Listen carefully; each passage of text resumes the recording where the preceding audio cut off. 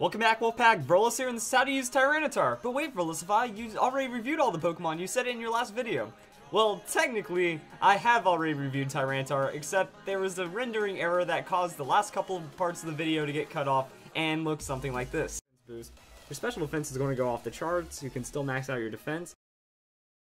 So we still have to kind of do a legitimate Tyranitar video, and I find it hilarious because there was like 30,000 views on that video before people started complaining about it. So let's go and just talk about Tyranitar once again. So first off, we're going to look at its incredible stats. So this is a tanky pseudo-legendary Pokemon, which means that a lot of its stats were stripped off its speed and then thrown into its defenses, and now we have a really tanky Pokemon. I mean, 100 on hit points, 100 special defense, and 115 on the defense means we are not going anywhere, but that's what we are. We're like a pure tanky rock of tankiness. You can't penetrate our shell rock armor of tankiness. It's too strong. And then we still have 134 on the attack, so we're going to be able to do super amounts of damage. We're not going to be able to go really fast, but we're just like going to tank up and destroy everything, so it kind of doesn't matter. Look at its typing, rock dark typing.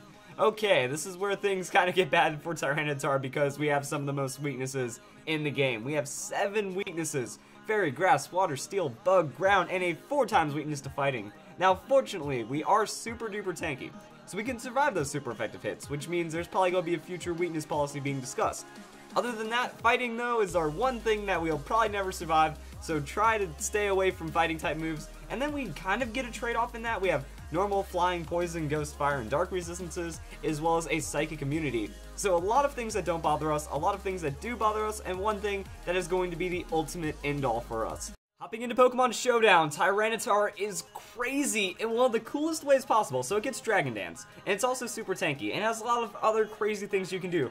Pretty much Tyranitar can be molded into whatever destructive force your playstyle wants. Now, if you're a tanky battler, you can use it like that. If you're a huge offensive guy, you can use it like that. Setup, you can use it. It doesn't matter. That you can throw in tons of different items on Tyranitar, tons of different movesets, and it will be able to work with what you want it to do. It's an amazing Pokemon like that. Now I'm going to start off with my personal preference. I like running 100 EVs into speed with an Adamant Nature. Then I like taking a crazy twist on it, maxing out hit points, maxing out, or putting the rest into defense, and this is my Tyranitar. The reason why I like it is because you're a Rock-type Pokemon that brings your own Sandstream.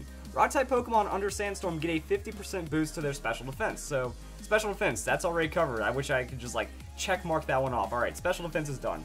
As for speed, we're using Dragon Dance. After 2 Dragon Dances, I know it sounds like a lot, but we'll get there. We have over 405 speed, so we're outspeeding 135 base speed Pokemon. I like kind of setting that as the threshold for pretty high amounts of sweeping, so we've got our speed covered. Special attack, we're not using it on this set, so that's already covered. Defense, well, by putting the rest into our defense, we're bringing that up a bit. We have a high amount of defense, and then we're good to go. Attack, Adamant Nature. So here's the thing about how natures work. Whenever you invest a nature, it's going to give you a 10% boost to that stats. So if you're doing it on speed, well, 61 base speed, you're getting less effective gain out of, say, Jolly Nature than you would with an Adamant Nature. So by doing this, we're getting the most out of our attack for pretty much free, and then we max out our hit points, and now we're super duper tanky. We're going to have a good amount of offensive pressure, and we're going to find our speed eventually. So the idea behind this set is you want to use 2 Dragon Dances and then win, and it's not really that hard of a thing to do. So Lumberry is also going to be pretty nice. Whenever you're setting up Dragon Dance, or whenever you're setting up Swords Dance, any kind of setup, your opponent is going to say, yeah, I don't like that. I'm going to Thunder Wave you, or I'm going to hit you with a Will-O-Wisp. I'm going to scald you until you get burned. I'm going to shut down this immense amount of power.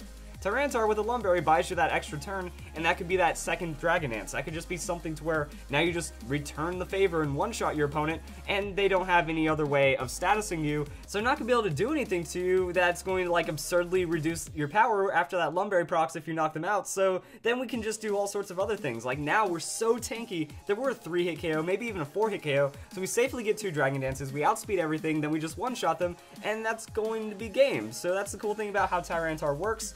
Sandstream for free into coverage. So Crunch, that's stab, that's pretty reliable. Dark isn't resisted by too much, and then Stone Edge, very high amounts of base power. 100 base power with stab is going to be devastating amounts of damage, and then whatever coverage you want to put right here. So before I talk about the coverage, I can also talk about some other movesets. Other things you might see on Tyranitar, Jolly Nature, and then max attack, and then you just call it good. So this is going to be just a 1 Dragon Dance setup, You use it once, now you're in a good speed range, like getting over 260. Not a lot of Pokemon are going to be able to top that, so you get to outspeed a lot. You still have very high amounts of damage because you're getting that 367 boosted by one Dragon Dance. It's a huge amount of damage, and the Lumberry is still keeping you safe. So there's less times when you're vulnerable because you just use Dragon Dance once, and then you try to crush all your opponents down, and that's pretty solid. But at the same time, you are slightly weaker in a lot of ways. That, you know, if you use 2 Dragon Dances, more speed, more attack, you're investing enough tanky stats. You know, by investing full onto those hit points, you're pretty much surviving one extra move, so it's giving you that extra turn. Depends on how you want to play. If you're that aggro player, you just want to set up once and keep going, you're going to be good to go. Also, since Tyranitar is naturally a 2-3 hit KO Pokemon, it makes it to where you have a bit more forgiveness with this. You use that Dragon Dance, you can still take a hit if they don't get one shot by it, and then you can convert damage off of that instead. But with the other Dragon Dance set, you pretty much need those 2 Dragon Dances, you're going to be low, and you have to hope for the best. Other things Tyranitar can do are right here, like Life Orb. You run this set, you know, 1 Dragon Dance into Life Orb. Who cares about Lumberry? Don't set it up against status. If they bring in status, we have Life Orb boosted damage on that attack anyways, so they're just going to die. You just need to make sure nothing's faster than it, and it's super amounts of damage. Also, naturally, we can like throw in Earthquake here, or we could throw in Low Kick, Iron Head. We also have Ice Punch for Garchomp, and other like Salamence, anything that's going to be 4 times super effective weak to that. We have Low Kick for Kangaskhan. Crazy thing about the damage calculation on Kangaskhan. On that first set, we saw that if you go +2 on that Dragon Dance into a Low Kick, well, now you're outspeeding, you're going to be resisting Sucker Punch, and you're also going to be able to one-shot Kangaskhan with the Low Kick. So that could be something on that moveset instead of Earthquake. And we also have Iron Head, just Fairy Tech, something. Rock Slide, also an option if you're in double battles. If you're in doubles, Rock Slide, Life Orb, Protect, those are some pretty standard options in there. Rock Slide can also be used in singles if you don't like the 80% chance to miss. But overall, Stone Edge is a pretty safe bet, and it's going to be pretty awesome for you. And then we can also look at some other options. Weakness Policy. So, max out the attack. I like the same idea behind the speed on this one as well. Just enough speed. Use that Rock Polish 1. She outspeed everything. And it's pretty much like getting your 2 Dragon Dances in one turn as long as you get hit by a super effective hit. But as we mentioned, you have a ton of things that are going to hit you super effective, and then we put the rest in the hit points. We're like, hey, let's try to survive that super effective hit. Because it'd be really easy to say, alright, let's just max out our speed and stuff, but by going to that specific speed range right here, we're buying ourselves 20 more hit points roughly, so 19 more hit points. This could be the difference between surviving one super effective hit or not, and then we can really turn that into something awesome. So Rock Polish, Weakness Policy, boom, now we go for our coverage, and we already have super amounts of damage. So this is when you put whatever coverage, like Ice Punch can work, Scarf Chomp could give you some problems, but it's just nice, you know, Weakness Policy, you survive like a tanky Garchomp Earthquake really easily, then you destroy them with an Ice Punch, that could be pretty nice. So whatever coverage you want to put here will be awesome.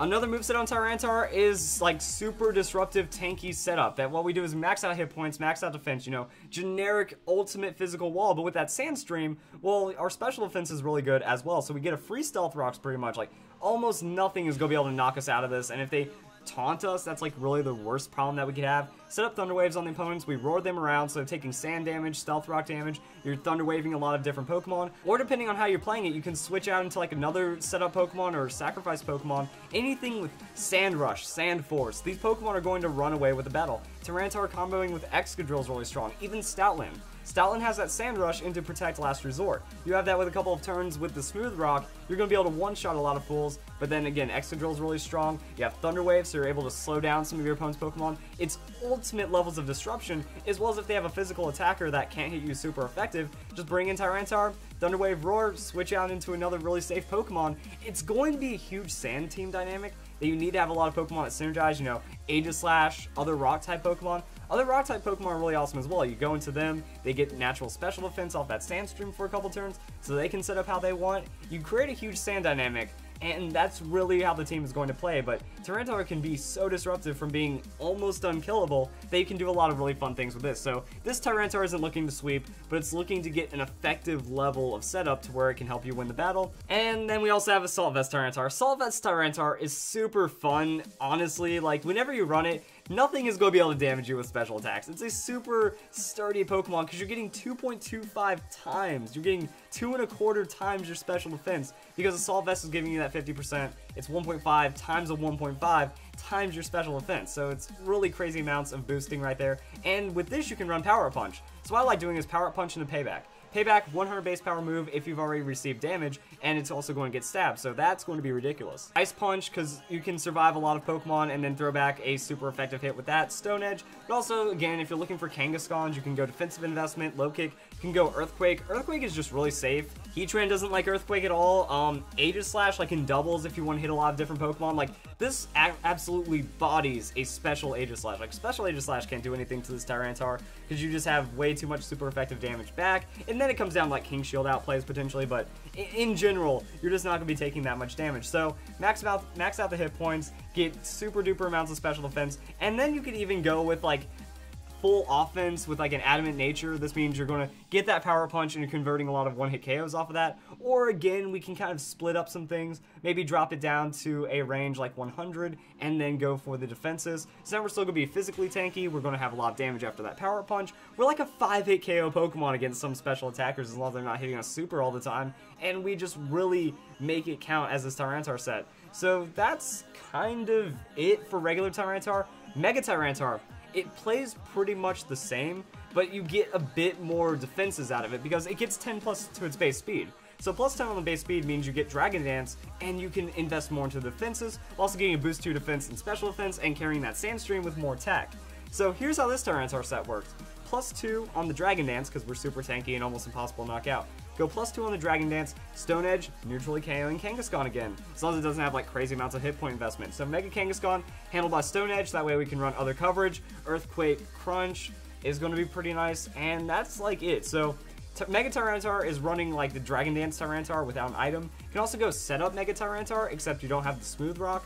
So it's not as crazy. You can even run like Power Punch, but if you're going for Power Punch, might as well be going for like the hard sweep without that Assault Vest. It's just a buffed up Tyranitar. It gets better across all the stats, and as long as you don't see status, it's just going to be better in every way. Because Lumberry is just there for the status, Life Orb is just there for the damage, but with your attack boost, it doesn't matter. You're getting a little less than the Life Orb, but the tankiness you're getting out of it is way better. And that's really all that there is to Tyranitar and Mega Tyranitar. As for special attacks, I am not a fan of special Tyranitar at all, mostly because of the difference between the attack and special attack. So let's go and like build some fake sets right here. So let's say Adamant Nature, max attack, that's going to be 403.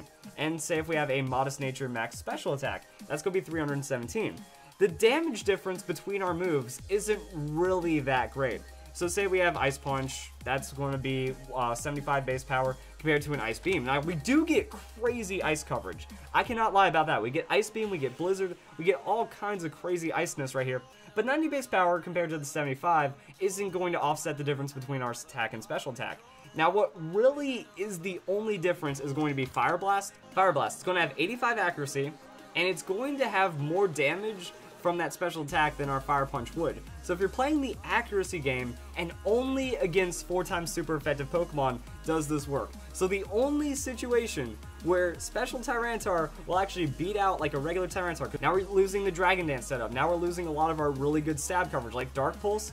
It's the same base power as Crunch, so we're just going to be weaker in every way throwing out that Dark Pulse. It's not really going to make up for the damage. So the only difference is going to be hitting a 4x super effective hit on a Ferrothorn that's like fully defensive invested compared to just hitting it with a Fire Punch. Like that's the only situation where Fire Blast works. Now if it's a fully special offensive Ferrothorn, you can't even use Flamethrower.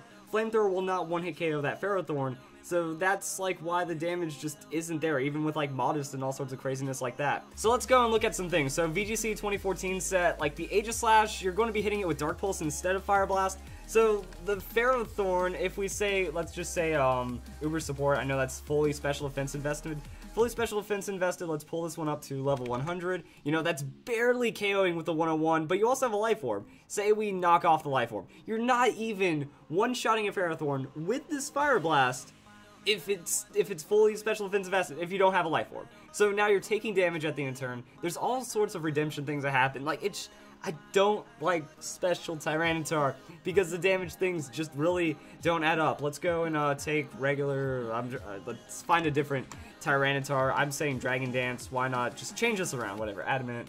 Adamant 252. Let's go back to like an Aegislash. And then we give Aegislash some hit point invested. So yeah, we're like two-shotting Aegislash really reliably. Also, what we can do is most of the time you'll see an Aegislash, you'll have either a brave or a quiet nature, but for the people that don't do that, sometimes it's calm, sometimes it's modest, sometimes it's other tankiness, you can actually take advantage of that by running a brave Tyranitar. So say we go brave Tyranitar or some kind of relaxed Tyranitar, as long as we can try to underspeed them. So tanky in this situation would be better for the Aegislash, but that's its own thing. Either way, I do not like the special Tyranitar. The damage isn't there for everything, and it's only good against physically defensive 4x super effective Pokemon. Another one that I like pulling up is what about the Kasger? So I mean, what about Kasger? Like say we have a Fire Punch on this Tyranitar instead of anything else. So yeah, Fire Punch will one-shot a Kasger if it has Life Orb. Even if you don't have the Life Orb, you have a good chance, that's an 81% chance to KO. So max attack,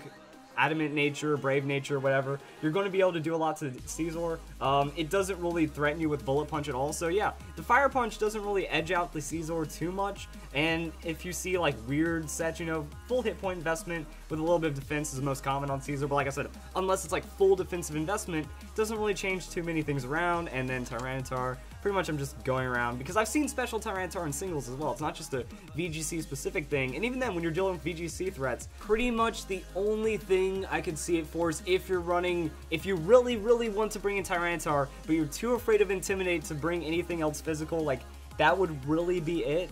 And, like, so Sandteam that isn't completely destroyed by Intimidate sets, but that's, like, the only thing. But like I said, I've seen people use it in singles, because they just think that it's such a surprise it works out.